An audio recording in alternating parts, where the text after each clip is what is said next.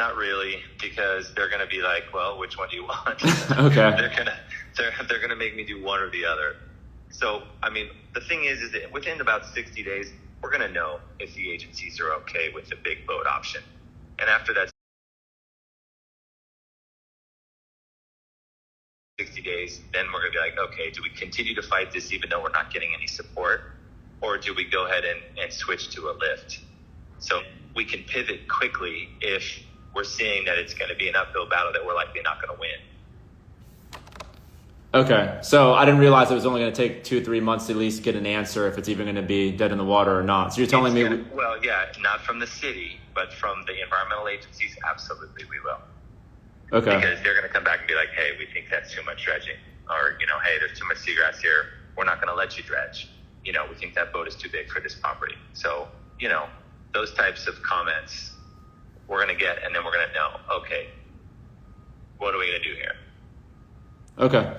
All right. Can you send me, do I have to decide before you send me a contract, or you just have a general retainer agreement and then we can figure that out this week? No, we'll do a site-specific proposal for you. We can send it over in the next day or two.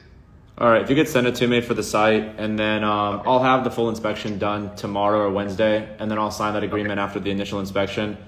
But can you get this started before we close? Yeah. Okay. Course. All right. Well, that sounds good, man. Thank you. Okay, no worries. Bye. All right. See ya. Bye. Fuck. So, that was someone I never thought I'd have to hire, is an ocean consultant. What does an ocean consultant do?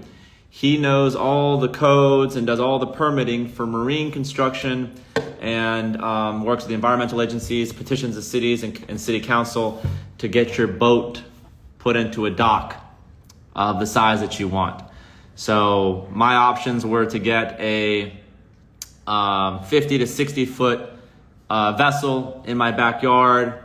That's kind of the low income welfare way of doing it.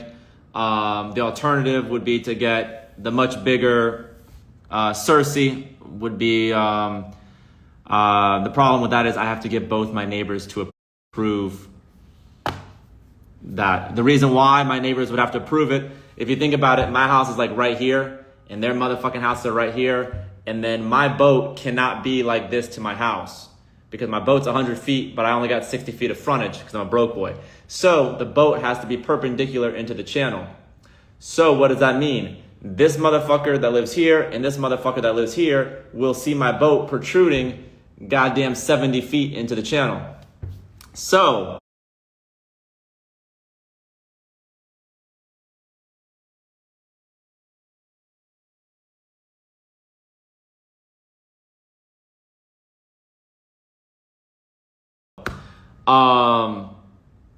we're going to need to get approval from either one of the neighbors. And typically they said that normally 80 will check in order to convince my neighbors to sign view obstructing boats.